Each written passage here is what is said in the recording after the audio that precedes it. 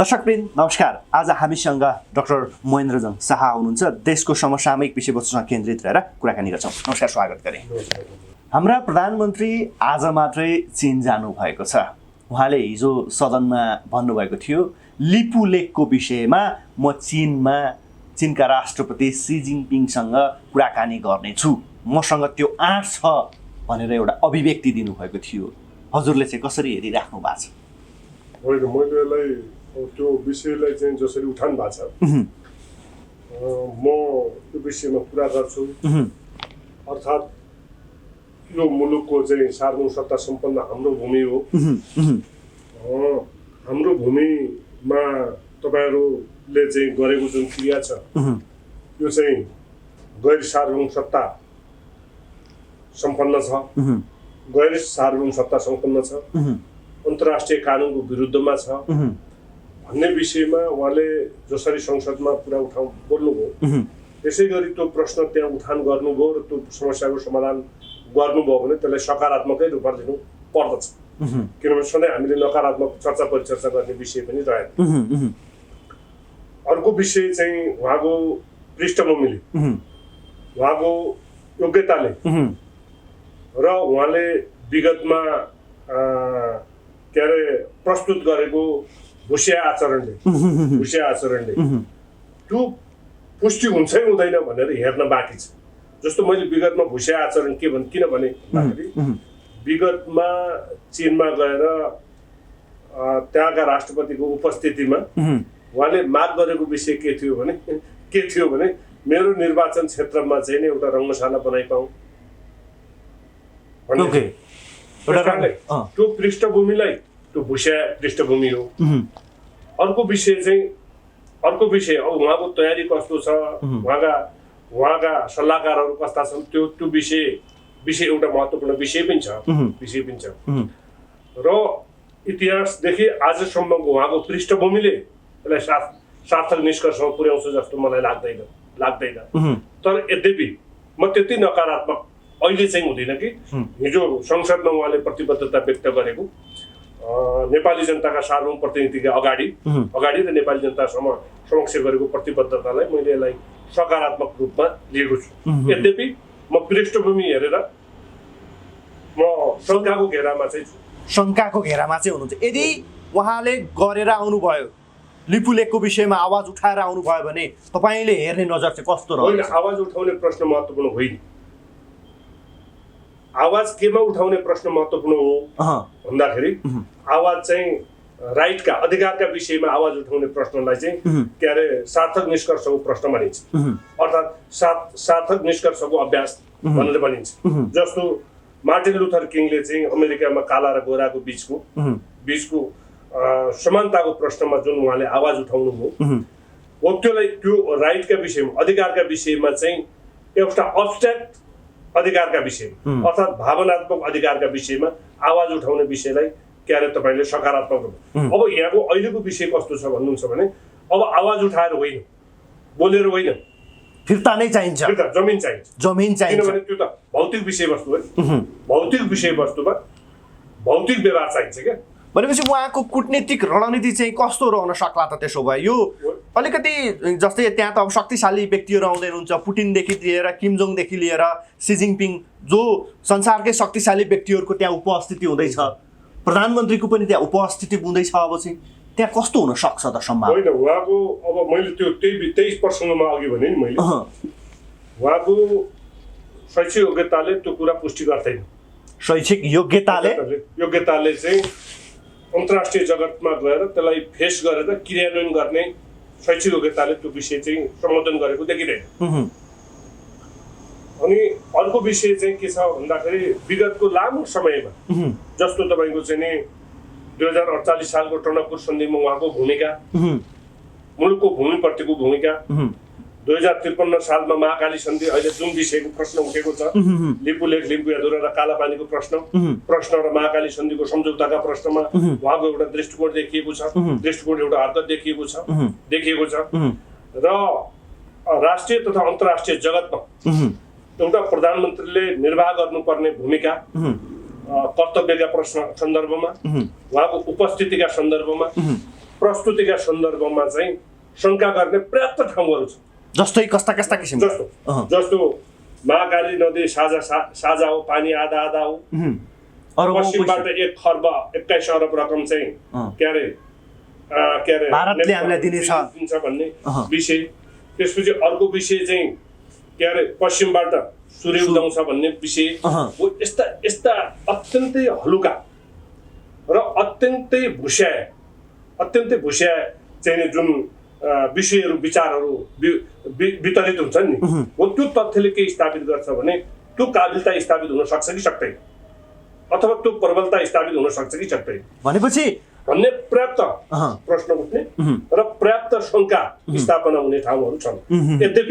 यद्यपि अहिले त्यो पृष्ठभूमिलाई यथावत राखिकन म यो विषयलाई समस्याको समाधान गर्छु भन्ने जुन उहाँले व्यक्त गरेको विचार छ, त्यति मात्रै चाहिँ अहिले हामी विश्वस्त रहौँ र उहाँले गरेका क्रियाहरू चाहिँ के क्रिया गर्नुहुन्छ त्यो क्रियापछि थप यसको विषयमा छलफल गरौँ। उहाँकै पालामा चुच्चे नक्सा हामीले पारित गऱ्यौँ, उहाँकै पालामा हामीले चुच्चे नक्सा त पारित गरेका हौँ नि, यो त सत्य हो नि त। फेरि यो भनिराख्दाखेरि हजुरहरूले पुरानो जुन अभिव्यक्तिहरू छन्, पुराना उनका हावागफ छन्, त्यो आधारले चाहिँ काम हुन सक्दैन भन्ने ठोकाइ हो तपाईँहरूको? यसो एउटा सानो उदाहरण दिउँ है। मेरी छोरी 5 क्लासमा पढ्छन् कि, मेरी छोरी 5 क्लासमा पढ्छ। एउटा 10 अरबको घरको चाहिँ चित्र कोर्छ, अनि त्यसले के अर्थ राख्छ? त्यसले अर्थ केही पनि राखेन। अहिले के राख्छ अर्थ? मसँग 10 अरब छ कि छैन, एउटा त्यत्रो चित्र बनाइनु, त्यसले के अर्थ राख्छ? मूलभूत विषय के हो भने त्यो विषय के हो कि त्यो सबभन्दा पहिला महत्त्वपूर्ण विषय चाहिँ के अरे हामीले बुझ्नुपर्ने के हो भने हाम्रो चेतनाले अत्यन्तै महत्त्वपूर्ण विषय हो त्यो के अरे भूमि हाम्रो हो। आफ्नो योग्यताका कारणले, असक्षमताका कारणले, दासताका कारणले त्यो भूमि विवादित बनाइएको अवस्था हो। हेर्नुहोस् है। अनि त्यो विषयमा मेरी छोरीले चाहिँ घरमा नक्सा बनाए जस्तै गरेर त्यो नक्सा बनाएर के अर्थ हुन्छ? अर्थै रहेन। अनि त्यो नक्सा त बनाइयो, अनि पाठ्यक्रममा किन हालियो? उहाँकै पालामा हालिएन। शङ्काको विषय। अनि त्यो शङ्काको सुविधा प्राप्त गर्ने हक कहाँनिर छ भने किन पाठ्यक्रममा हालिएन? अर्थात् त्यो विषयलाई सम्बन्धितलाई त्यो विषयको जानकारी गराइयो कि गराइयो? नोट के अरे कूटनीतिक नोट पठाइयो कि पठाइएन? त्यो विषयमा छलफल गर्न तत्सम्बन्धीका राजदूतावासमा पत्राचार गरियो कि गरिएन? के अरे समकक्षी मन्त्रालयमा त्यो विषयको प्रश्न उठान गरियो कि गरिएन? अन्तर्राष्ट्रिय फोरममा त्यो विषयको प्रश्न उठाइयो कि उठाइएन? संयुक्त राष्ट्रसङ्घमा त्यो विषयले प्रवेश पायो कि पाएन? अन्तर्राष्ट्रिय न्यायालयमा जानका निमित्त सबुत प्रमाणहरू तथ्य सबुत प्रमाणहरू सङ्कलन गरियो कि गरिएन? यी विषयले अर्थ राख्छ के? अर्थ राख्छ। यति धेरै नेपाली जनतालाई झुक्क्याउने खेल पहिलेदेखि नै खेलिराख्दाखेरि पनि तपाईँ हामीले चाहिँ किन विश्वास गर्नु? गाईको गोबर सोर्नु, भैँसीको गोबर सोर्नु, मुलुकको शासन चलाउनु एउटै होइन क्या? बुझ्नुभयो नि? भनेपछि त्यहाँसम्म दाज्नु भयो हजुरले? त्यो होइन, मैले त्यो दाजेको होइन। 2-4वटा फ्याक्टरहरूले त्यो कुरा इस्टाब्लिस, मैले अहिले जति भने नि, जुन भूमिका निमित्त राज्यको सार्वभौमसत्ताको प्रश्नमाथिमा के अरे राज्यको शासकीय पदोशापनमा रहेका व्यक्तिले निर्वाह गर्नुपर्ने भूमिका त्यो हो कि होइन? अनि अर्को विषय यसैसँग जोडिएर के आउँछ भने मुलुकको सार्वभौमसत्ता, भौगोलिक अखण्डताको सुरक्षा गर्ने सैनिक जिम्मेवारी, त्यसलाई जवाबदेही जिम्मेवारी बनाइयो कि बनाइयो? सैनिक जिम्मेवारी पनि बनाइएन। कति ठाउँमा पोस्ट के अरे सार्वभौमसत्ताको भौगोलिक सार्वभौमसत्ता स्थापना गर्नका निमित्त त्यो इन्स्टिट्युसनलाई जवाबदेही जिम्मेवार बनाइयो कि बनाइयो? कर्तव्यरत बनाइयो कि बनाइएन?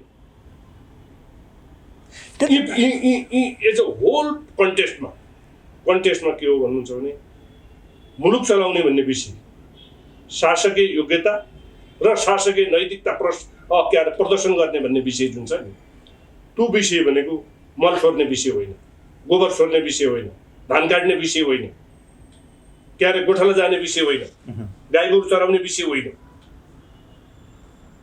के अरे त्यो क्षमता त्यो दोहोरी गीतमा चाहिँ के अरे गीतको ओर दोहोर फर्काउने विषय होइन। त्यसै कारण त्यो पृष्ठभूमिले यो विषयलाई कति गम्भीरताका साथ लिएको छ अथवा हेरिएको छ भन्ने कुरा देखिन्छ कि त्यसबाट। ओके, महाकाली सन्धिमा जो व्यक्ति उपस्थिति हुनुभएको थियो ती व्यक्तिहरू आज कहाँ कुन पदमा बस्नु भएको छ, अलिकति सर र आम नागरिकलाई चाहिँ जानकारी गराउनु। यसमा के हो भन्नुहुन्छ भने अहिले ठ्याक्कै प्रश्नको उत्तर दिँदा सभामुख रामचन्द्र पौडेल राष्ट्रपति महोदय, त्यति बेलाको सभामुख अहिले राष्ट्रपति बन्नु भएको छ, महाकाली सन्धि सम्झौता गर्ने व्यक्ति मध्ये अन्तिम हस्ताक्षरकर्ता हालको सभामुख, त्यो अन्तिममा हस्ताक्षर जुन मनमोहनको के अरे प्रतिनिधि बनेर गर्ने, पशुपति शमशेर जबरा जलस्रोत मन्त्री, प्रकाश चन्द्र लोहनी परराष्ट्र मन्त्री, शेरबहादुर देउवा प्रधानमन्त्री, खड्गप्रसाद ओली उपनेता, माधव कुमार नेपाल प्रतिपक्षी दलको नेता, यो की पोजिसनमा रहेका त्यति बेला यी व्यक्तिहरू त्यति बेला पोजिसन महाकाली सन्धि ओले बडो अचम्मको कहानी रहेछ। म त हेर्दै गएँ नि त्यो, यो तपाईँहरूले अलिकति बुझ्नुपर्ने विषय पनि रहेछ। 1960 तिर भारतले त्यो रणनीतिक महत्त्वको सन्दर्भ दर्शाएर तत्कालीन शासकहरूसँग पत्राचार गरेको एउटा अवस्था रहेछ। निश्चित प्रयोजनका लागि चाहिँ त्यो भूमि उपलब्ध गराइएको अवस्था चाहिँ रहेछ, निश्चित प्रयोजनका निमित्त। त्यति बेला के अरे भारत र चीनको चाहिँ युद्धको प्रसङ्ग चाहिँ त्यति बेला चलेको अवस्था थियो। अहिले दासहरू के भन्छन्, दलालहरू के भन्छन् भन्दा यो विषय मैले त्यो भारतको चाहिँ नै के अरे संसदमा चलेको चर्चा परिचर्चाको विषय पनि 1954 सम्म चाहिँ नै तिब्बतले चाहिँ नेपाललाई चाहिँ के अरे वार्षिक क्षतिपूर्ति दिने अवस्था हुन्छ। तिब्बतले नेपाललाई वार्षिक क्षतिपूर्ति दिने 1954 सम्म यो विषय त्यो चर्चा चलेको छ। अनि अर्को विषय के रहेछ भन्नुहुन्छ भने इतिहासबाट पनि हामीले केही कुराहरू सिक्नुपर्छ। जस्तो शारदा ब्यारेज चन्द्र शमशेरको पालामा जुन बनाइयो नि, त्यति बेला 17वटा गाउँ चाहिँ नेपाललाई फिर्ता गर्ने भन्ने रहेछ। 17वटा गाउँ त्यो विशेष गरिकन यो बहराई जिल्लातिर पर्छ। त्यो महाकाली नदीबाट बहराई जिल्लासम्मका विषयहरूमा इन्डियाको बहराई जिल्ला हाम्रो नेपाल नदी पर्छ। त्यो ती 17वटा भूमि आजका मितिसम्म फिर्ता भएको अवस्था छ। त्यही शारदा ब्यारेजको न्यू बनाएर गिरिजाप्रसाद कोइरालासँग चाहिँ नि के अरे तपाईँको चाहिँ नि टनकपुर सम्झौता, गिरिजाप्रसादको भाषामा सम्झौता, सर्वोच्च अदालतको फैसला अनुसार टनकपुर सन्धि। गिरिजाप्रसादले सन्धि लुकाउनु खोजेका थिए। गिरिजाप्रसादले त्यो सन्धि होइन, संसदलाई जानकारी दिनु पर्दैन, म चाहिँ सम्झौता गर्न योग्य छु सन्धि ऐन अनुसार भन्ने उहाँको दाबी थियो। पछि त्यो विषय खारेज भइसकेपछि हामीले त दुर्भाग्यवश भनौँ न, हामीले शासक भन्दा पनि दलाल बढी भेट्यौँ क्या। यो देशमा शासक भन्दा पनि दलालहरू बढी भेट्यौँ जस्तो म भन्छु। अनि महाकाली सन्धि गर्न मनमोहन अधिकारी चाहिँ अत्यन्त आसक्ति लालाई भारत भ्रमण जाँदाखेरि उहाँले चाहिँ त्यो सन्धि म गर्छु भन्ने के अरे हैसियतले जानुभएको छ। त्यति बेला दुर्भाग्यवश के भयो भने काङ्ग्रेस र राप्रपाले त्यो सन्धि मनमोहनलाई गर्न दिएन। किनभने त्यो उहाँले सन्धि गर्दाखेरि उहाँ सबभन्दा माथिल्लो तहको चाहिँ दलाली भूमिकामा रहने र आफूहरू त्यो भूमिका निर्वाह गर्न नपाइने अवस्था विद्यमान भएपछि ती दुईटा पार्टीले दिएनन्। पछि त्यो शेरबहादुर देउवाको पालामा चाहिँ त्यो सन्धि चाहिँ त्यसरी भएको। अनि अत्यन्तै अयोग्यताका साथ के एटलिस्ट के अरे तपाईँको चाहिँ नि भन्दा सुगौली सन्धि हेर्दा पनि हुन्थ्यो त। सुगौली सन्धिले नै महाकाली नदी साझा भन्दैन, महाकाली नदी नेपालको भन्छ। सुगौली सन्धिले नै सन्धि नै मसँग यहाँ छ। सुगौली सन्धिले नै सुगौली सन्धिले नै त्यहाँ के लेखेको छ अलिकति मेची त्यहाँ शब्दावली चाहिँ के छ भन्नुहुन्छ भने शब्दावली चाहिँ के छ भन्नुहुन्छ भने त्यो त्यसले मात्रै पुष्टि गर्दैन। यसका के अरे नेपालका राजा यो सुगौली सन्धिको चाहिँ नि दफा 5 हो, धारा 5। धारा 5 ले के भन्यो भने नेपालका राजा स्वयं आफ्ना सम्बन्धी उत्तराधिकारीको तर्फबाट काली नदीको पश्चिमी भूभाग, अहिलेको ठ्याक्कै लिपु लेकको छेउ काली नदीको पश्चिमी भने जुन महाकाली नदी बग्यो नि त्यो महाकाली नदी बगेको हाम्रो पश्चिमतिरको जुन धार छ नि हो त्यो धारदेखि पश्चिमतिर भयो, त्यो धारदेखि पश्चिम। त्यस कारण यो सन्धि हेर्दाखेरि यद्यपि यो सन्धिका धेरै प्रावधानहरू के अरे त्यो जिनेभा ल अफ ट्रिटीका एगेन्स्टमा छ, यो समान छैन। यसमा तत्कालीन के अरे नेपालका शासकहरूको हस्ताक्षर छैन, तोकिएको समयमा यसमा हस्ताक्षर गरिएको छैन। अझै पनि साँच्चै भन्ने भने नेपाल सरकारसँग यसको ओरिजिनल कपी पनि छैन। नेपाल सरकारसँग सन्धिको कपी पनि छैन। ओरिजिनल कपी छ जस्तो मलाई लाग्दैन। कहाँ छ त यसको ओरिजिनल कपी? यसको ओरिजिनल कपी चाहिँ जो मान्छेले हस्ताक्षर गर्न पठाइएको थियो नि ती मान्छेहरू हस्ताक्षर गरिसकेपछि उतै बसे, इन्डियामै बसे। कतिपय लेखकहरूले अचम्म लाग्छ यो विषय सुन्यो भने, कतिपय लेखकहरूले के भन्छन् भने जो सन्धि गर्न पठाइएका व्यक्तिहरू थिए नि ती व्यक्तिहरू बेलायतबाट तलब खान्थे भन्ने पनि लेखिएको छ। त्यति बेला नै बेलायतबाट नै तलब खान्थे व्यक्तिहरू हुन् तिनीहरू भन्ने किसिमले त्यो ढङ्गले परिभाषित गरिएको छ। केही राइटरहरूले त्यसरी लेखेका छन्। भनेपछि तिनीहरू नेपाल आएनन्, भारतमै बसे, बेलायततिर गए, कता कता गए, उतै गए। त्यो विषय एउटा प्रश्न छ।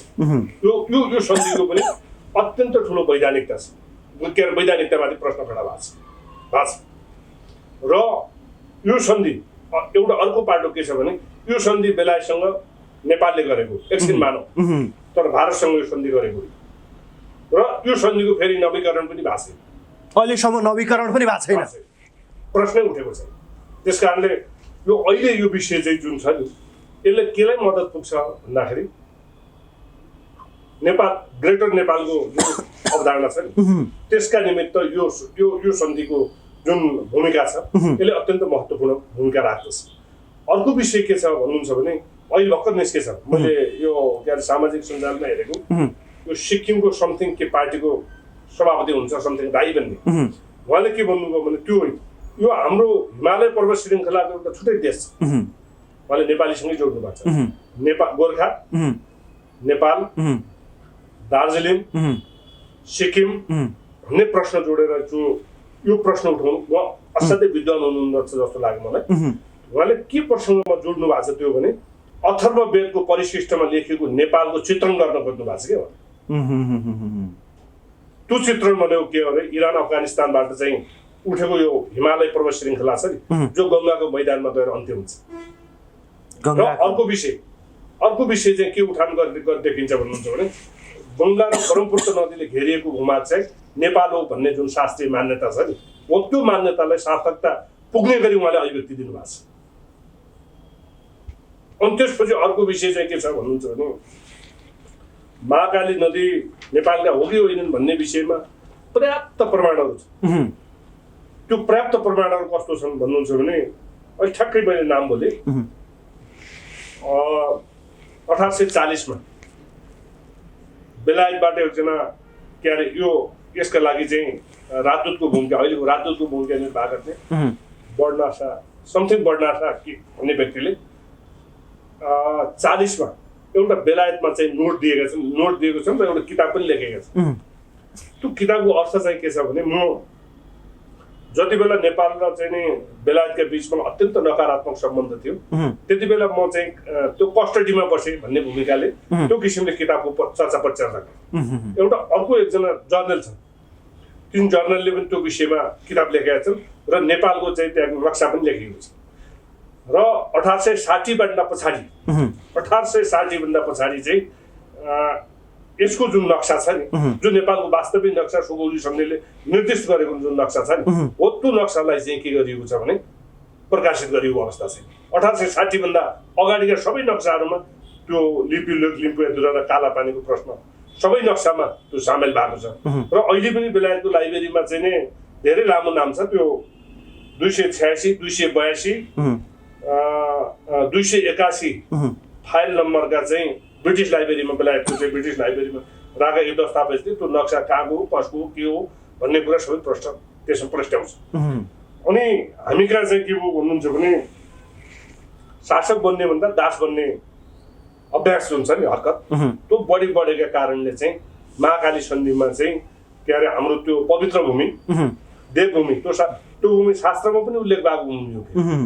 शास्त्रमा पनि त्यो भूमिको चर्चा छ। महान ऋषिहरूसँग जोडेर ती विषयहरू पनि आउँछन्। त्यस कारणले त्यो विषयका सन्दर्भमा के गरियो भने विशेष गरिकन अब उनीहरू अनुहार कसरी देखाउँछन् त्यो त मलाई थाहा छैन। अनुहार कसरी देखाउने भन्ने अब नेपाली जनताको अगाडिपट्टि प्रकाश चन्द्र लोहनीले, पशुपति शमशेरले राष्ट्रवादी भनेर गीत गाएर अब त्यसको केही अर्थ हुन्छ?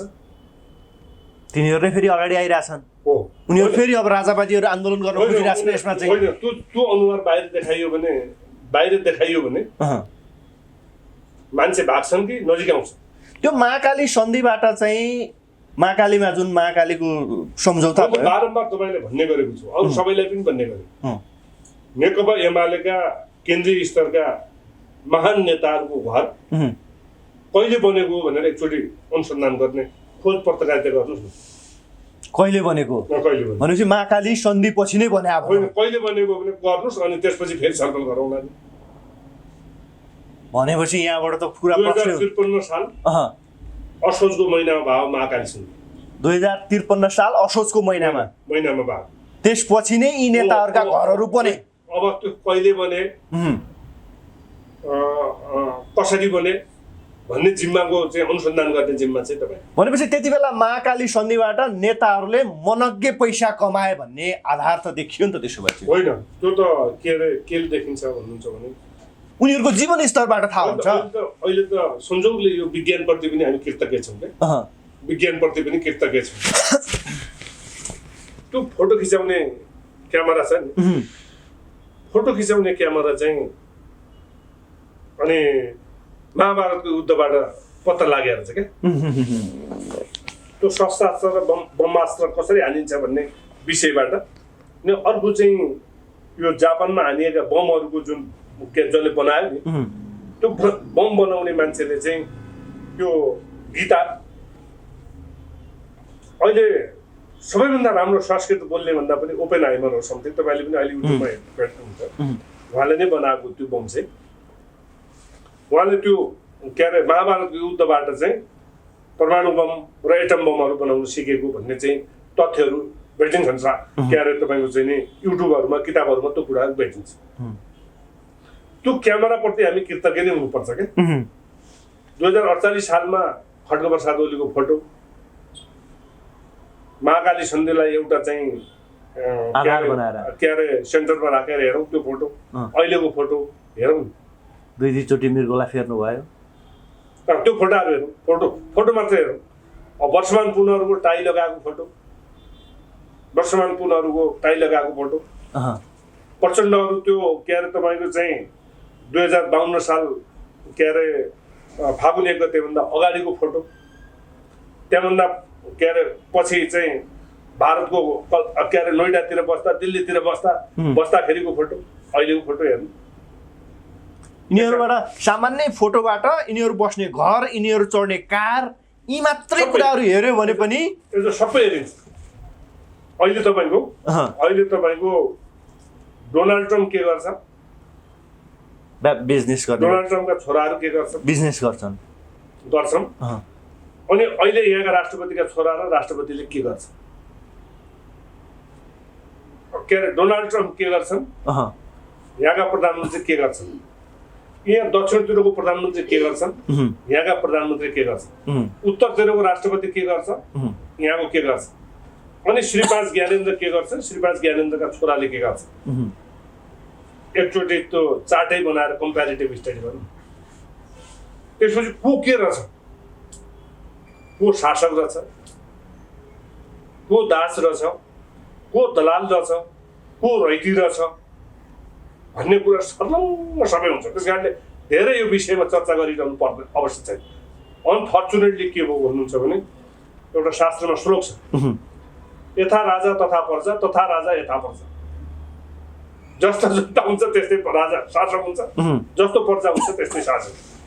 अहिले यहाँ यस्तो ठुलो समस्या छ, अहिले यो मुलुकमा नागरिक नबस भन्ने अभियान चलेको छ, तपाईँलाई थाहा चाहिँ त्यही भएर होला सामाजिक सञ्जाल पनि दर्ता हुनुपर्छ 2-4 दिनभित्र। यदि त्यो भएन भने हामी बन्दै गर्छौँ भनेर लागि परेको छ।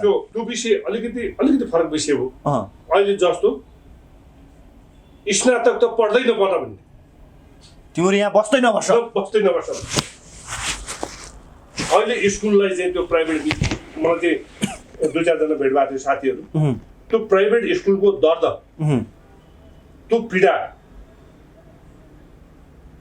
यति धेरै त्यो के अरे यिनीहरू 30% जस्तो त यिनीहरू त्यो के अरे प्राप्त गरेको फीबाट झन् के अरे पैसा लिँदो रहेछ। नेताहरूलाई दिन ठिक गरेछ। राजाको कालमा विद्यालय, निजी विद्यालयका चाहिँ वर्षहरूमा कर लाग्दो रहेछ। अब अहिले चाहिँ 300-400% कर लाग्छ। अनि त्यो त के अरे त्यो स्कुल खोलेको त्यो वडा कार्यालयले लिने कर अर्कै रहेछ। यो किन यो यति साह्रो अत्याचार किन गर्दैछन् यिनीहरूले? होइन, यिनीहरूको स्तरै त्यही छ नि। तपाईँ राम्रो भएको देख्नै सक्दैन, जनता राम्रो भएको देख्नै सक्दैनन्। तपाईँले म एउटा कुरा भन्छु कि हाम्रो सामाजिक पृष्ठभूमि त्यही हो, जसले जति ठुलो आदर्श कुरा अनि उनीहरूले नै जनताको जीवनस्तर परिवर्तन गर्छौँ भनेर आथे त यिनीहरूले नै अनि गरे त। अनि तपाईँ बेचिनु भएको छ, त्यो थाहा चाहिँ छैन। फेरि 27 खरबमा तपाईँ बेचिनु भएको छ। प्रत्येक महिना 92,000 कति ऋण टाउकोमा छ, तपाईँ त अहिले बेचिनु भएको छ। अनि बिएमा पढ्नै नदिने, अहिले संविधानले निःशुल्क शिक्षा भन्ने, अहिले यो के अरे नेपाल सरकारको त्रिभुवन विश्वविद्यालयमा पढ्ने विद्यार्थीको शुल्क हेर्नु, शुल्क तलकै स्कुलमा हेर्ने भने शुल्क लिने काम भइरहेछ। त्यो त विषय थियो। यो त्रिभुवन विश्वविद्यालय सरकारको शिक्षा शुल्क। त्यसपछि अब त्यो निजी विद्यालयहरू नेपालमा एउटा पनि कल कारखाना, उद्योग धन्दा, कल कारखाना के अरे यो खोल्न सक्ने अवस्था नै रहन्छ कि। यिनी किन बन्द गर्न चाहन्छन् यिनीहरू त देश समाप्त गर्न चाहन्छन्। यिनीहरू त देश समाप्त गर्ने प्रयोजनका निमित्त के अरे खडा गरिएका पात्रहरू। यिनीहरू चाहिँ लेन्डुप दोर्जे को बन्ने भनेर भन्ने त्यो प्रतिस्पर्धामा बसेको, प्रतिस्पर्धामा छ। यिनीहरू कहाँ देश बन्द। अहिले तपाईँको मैले चाहिँ यहाँ अस्ति त्यो इकोनोमिक कन्डिसनको बारेमा चर्चा गरेको थिएँ। त्यो हेरेर अहिले अलिकति म चाहिँ यो के रहेछ यो भन्ने विषयमा पञ्चायत कालको टेस्ट कतिमा गरिएको छ भने 2036 देखि 46 सालसम्म। अनि बहुदल काल, द्वन्द्व काल, गणतन्त्र काल र संघीयता काल भन्ने काल छुट्याएको रहेछ क्या। यसमा के अरे तपाईँको चाहिँ यो सूचक यो विषय भयो। त्यसपछि औसत व्यापार घाटा चाहिँ 2036 देखि 2046 सालसम्म 12% रहेछ। 2076 बाट 2081 सालमा 29.5% रहेछ व्यापार घाटा। औसत पुँजीगत खर्च चाहिँ 2036 सालदेखि 46 सालसम्म 67.2 रहेछ। अहिले 76 देखि 81 सम्म आउँदाखेरि 17% चाहिँ अहिले रहेछ। 17% त्यति किसिमको त्यो औसत पुँजीगत खर्चै नै सबै नेताहरूले हडप्ने। अनि अर्को विषय के रहेछ भन्नुहुन्छ भने हेर्दा यो जनतालाई कर लगाउने विषय पञ्चायत कालमा 8% रहेछ। पञ्चायत कालमा 8%, अहिले 20% रहेछ। 14% देखिने अझ शुल्क त्यहाँ जोड्या जाने नि। फेरि स्थानीय निकाय लिने शुल्क, तपाईँ त मरेपछि पनि शुल्क तिर्नु पर्यो, जन्माएपछि पनि शुल्क तिर्नु पर्यो, बिहा गरेपछि पनि शुल्क तिर्नु पर्यो। त्यो विषय त्यहाँ जोडिएको छैन नि। फेरि त्यो त्यति बेला चाहिँ फेरि नहुन्थ्यो, शुल्क राज्य लिँदै त्यो के अरे पञ्चायतको अन्तिम काल थियो पञ्चायती व्यवस्था। यो देशमा त मरे पनि पैसा तिर्नु पर्यो, मरेको लासले पनि पैसा तिर्नु पर्ने भयो। त्यसो चाहिँ यो किन गरेको। अनि अर्को विषय हेर्नु, सहकारी ठगका सन्दर्भमा धनराज गुरुङै 15 करोड सबै यिनीहरू ठगै ठग छन् अहिले जीवी राई छ नि एउटा अलिक गतिलो फेरि अनुसन्धान गर्न मैले निवेदन गरेँ जीवी राई छ नि जीवी राई जन्मेका क्षेत्रका सांसदलाई थाहा छ जीवी राईको विषय कस्तो मान्छे हो के हो भन्ने कुरा सबै कुरा थाहा छ होइन कहाँ छन् के छन् कसरी आउने कसरी लिने सबै विषय अहिले जीवी राई नेपाल पनि आइरहेछन् अहिले पनि होइन त्यो सम्बन्धित क्षेत्रका मान्यलाई त्यो सोध्नु उनलाई थाहा छ त्यो सबै चिज रामरी खतिवडालाई राम्रोसँग थाहा छ सम्बन्धितलाई थाहा छ उनको क्षेत्र भनेपछि त उहाँकै पर्यो नि त हो यो विषय सबै इन डेप्थमा हेऱ्यो भने उहाँलाई सबै विषय थाहा छ भनेपछि नेपाली काङ्ग्रेसले अहिले जीवी राईलाई बचाइरहेको छ अब त्यो विषय चाहिँ फाइन्ड आउट गर्ने काम चाहिँ तपाईँ यसरी बुझौँ न नेपाली काङ्ग्रेसले जीवी राईलाई बचाइरहेको छ त्यस कारणले के छ भन्नुहुन्छ भने एकचोटि गएर उहाँको एकचोटि छलफलमा बोलाएर अलिक गतिलो इन्भेस्टिगेसन गर्नु यो अन्तर्गतै लिए पनि हुन्छ किन अनुसन्धान गर्नु पर्दैन त्यो अनि कुलिङ पिरियडमा के गरेको राजीनामा दिए नि नैतिकताको आधारमा त त्यतिले पुग्ने हो त त्यो विषय के हुनु पर्थ्यो त जेल जानु पर्थ्यो अनि पार्लियामेन्टेरियन भएर फ्रड गर्ने के हुन्छ जेल जानु पर्ने हो अनि अर्को एउटा सामान्य के अरे आफ्नो नागरिकतामाथि चाहिँ नै के अरे नागरिकतामाथि एउटा अध्यक्ष पत्याउने मान्छे कहाँ छ सभामुखको एकजना होइन जेलमा छन् सामान्य नागरिक जेलमा हुने सांसद भएर चाहिँ के अरे बन्ने कानुनमा फ्रड गर्ने मान्छे के हुन्छ फेरि सभापति बन्दैछन् फेरि उनी त्यस कारणले यी कुन के हुन् भन्ने विषयमा धेरै चर्चा गरियो भने यो कस्तो हुन्छ भन्नुहुन्छ भने सेल बासेको जस्तो मात्रै हुने ओके म एउटा अर्को विषयवस्तुतिर प्रवेश गर्न चाहे सामाजिक सञ्जाल अहिले अबको बुधबारदेखि चाहिँ पटकको आग्रहपछि नमानिसकेपछि बन्द गर्न सक्ने सम्भावना सरकारले देखाइरहेको छ युट्युब फेसबुक टिकटकदेखि लिएर टिकटक चाहिँ दर्ता भएको छ तर अन्य सामाजिक सञ्जाल चाहिँ बन्द गर्नेतिर सरकार अगाडि बढिरहेको अवस्था छ किन बन्द गर्न खोज्दैछ पैसा कमाउनु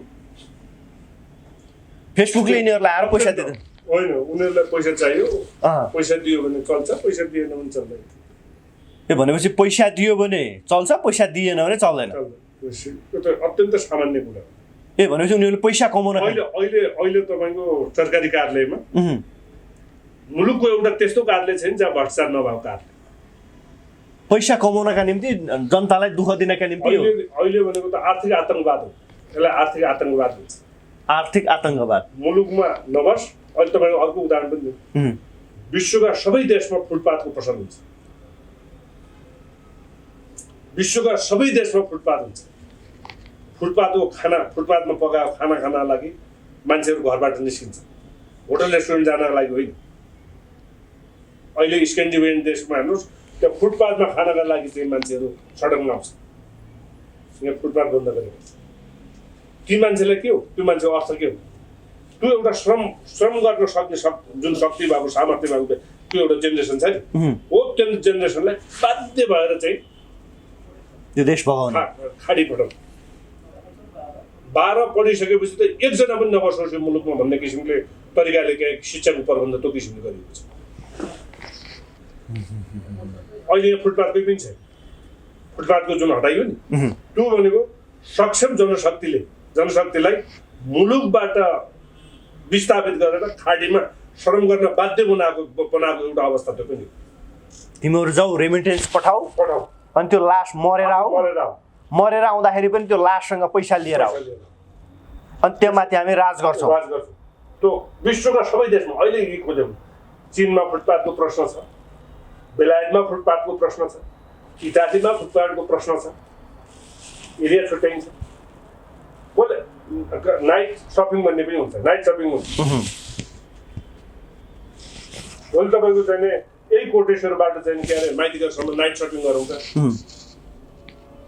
सुरक्षा दिनुपर्ने 24 घण्टा सहर खोल्नु पर्ने त्यो त आँट छैन यिनीहरूसँग त्यो गरौँ त मुलुकको आर्थिक विकासको एउटा प्रश्न भयो अर्को प्रश्न के हुन्छ भन्दाखेरि त्यसमा नागरिक अधिकारहरू पनि जोडिएका हुन्छ सभ्य र भव्य देशहरूमा त्यो प्रबन्ध हुन्छ हस् समय र संवादका लागि यहाँलाई म धेरै धेरै धन्यवाद दिन चाहन्छु। यहाँलाई पनि धेरै धेरै धन्यवाद।